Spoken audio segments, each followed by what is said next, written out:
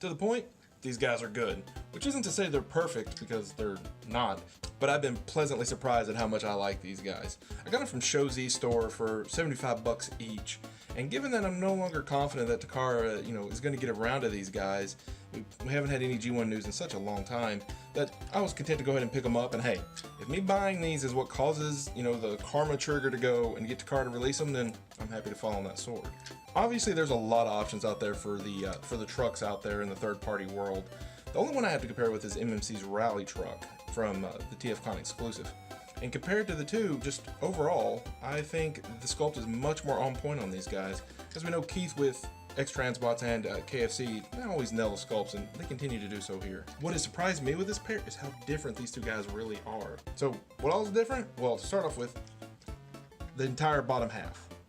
From the waist down to the legs and the feet and everything, completely different. Absolutely nothing the same. For the upper torso, the hood is the same, the chest is the same, and the upper part of the arm is the same. That's it. The rest of the arm is different. Hoist has these back pieces, Trailbreaker does not, and then the backpacks are completely different as well. So, again, for what's the same, just really kind of the hood and the chest and this top part of the arm here. It feels like 80% of this toy, if each of these toys is completely different and unique to each character. So when I'm buying MP style figures, what I care about is cartoon accuracy. Yeah, I'm that guy that wants it to look like it walked off the screen. And so my complaint in that is the same on both of them. We have the silver paint. I wish it was, for Trailbreaker, was kind of a lighter gray, and for Hoist was white. I think that's more cartoon accurate, but it's not a deal breaker given how dead on I think the sculpts are. MMC's Trailbreaker actually had the colors I like, I think the sculpt of this is so much better that it makes up for it for my taste. I also would have liked some light blue windows on these guys. It would have been better than just straight up transparent. Are you fucking kidding me? Even the G1 toys had blue windows. Damn it! Now, you can't talk about XTB without getting into what is one of their biggest criticism, and that is the transformations. These guys nailed the no transformation instructions test. I went to robot and back to truck mode and back to robot, and I haven't used the instructions at all. I haven't had any real issues. There's some minor spots that are a little difficult, but I did it. The only kind of trickier parts are back here with Trailbreaker, getting his legs into place.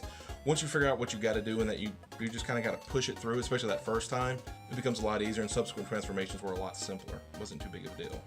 And for Hoist, lining up some of the backs of getting all into peg in properly, that part was a little challenging. And quality-wise, I haven't had any issues, even though you kind of got to push this part pretty good, and I was stressing some of the stuff back here, like nothing actually gave stress marks, nothing broke on me, it all felt really rock solid. These just have a plethora of accessories. It's kind of impressive how many accessories each of them comes with. They have a bunch of hand cannons and adjustments and missiles and alternate heads. As Bobby would put it, they got things from that one episode. Yeah, Takara did it better on this one. They just nail accessories. Anything you want, I think they have it. Let's talk about paint and finish. The bulk of these guys is just plastic. That said, you see lots of, again, the silver paint everywhere, but that's just plastic, that's plastic, that's plastic. But the silver paint is, well, paint. There's some little accents on Hoist's truck as well, and on his backpack. What they've done looks good, but it doesn't meet that Takara level where we're getting to now where when they make a figure, it's at least painted head to toe. However, the tempo work in truck mode on both of these guys sucks. It needed a second pass. It's really thin. It needed a second coat on both figures. It just needed a second coat. It looks okay sitting on the shelf. It's not bad, but up close, it's obviously lackluster. Articulation wise, they got what you want. All the normal articulation that you would expect is here.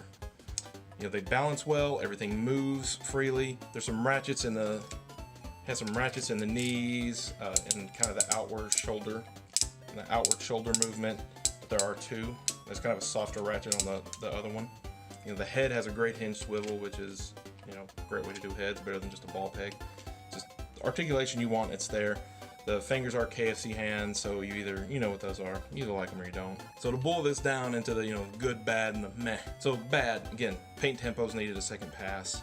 They're just too thin, giving them the E for effort. If Repo Labels had put out a set for these guys, I would have picked it up probably, but assume at this point it's not going to happen. The hands are a bit small. I noticed the first time I was transforming it, but in person it's really not that big a deal, especially when you get them holding weapons, and with all the attachments, it's really kind of an overblown deal. The fingers like to pop off some, but again, not making any excuses for it, but I think you kind of know what you're getting with the KFC hands. Trailbreaker here, I've already got a little bit of paint wear on the end of his fist. There on the edges, and that's where they slide up in truck mode. So that's a bit of a shame, but it is also easy to fix with a Sharpie at least. But again, not making excuses for it, but it's notable. His knee also has a little bit of paint wear there. If I want to get really nitpicky, I don't like how the underside of Hoist's arm is concave. I wish this piece spun around or something so that, you know, it could still be nice and round. But again, we're talking about the underside of an arm, so that's the bad. Subjectively, you know, again, I wish the silver was white and light gray respectively for each of the guys, just to get that more cartoon aesthetic. I wish the windows were tinted blue, but, you know, just a couple things. So the good, sculpts are dead on.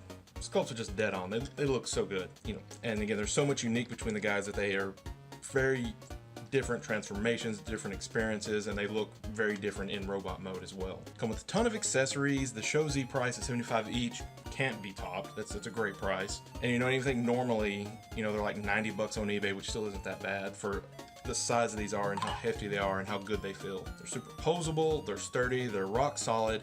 I think the transformations are fun. I've had fun fiddling them back and forth, and don't get to say that about XTB products ever.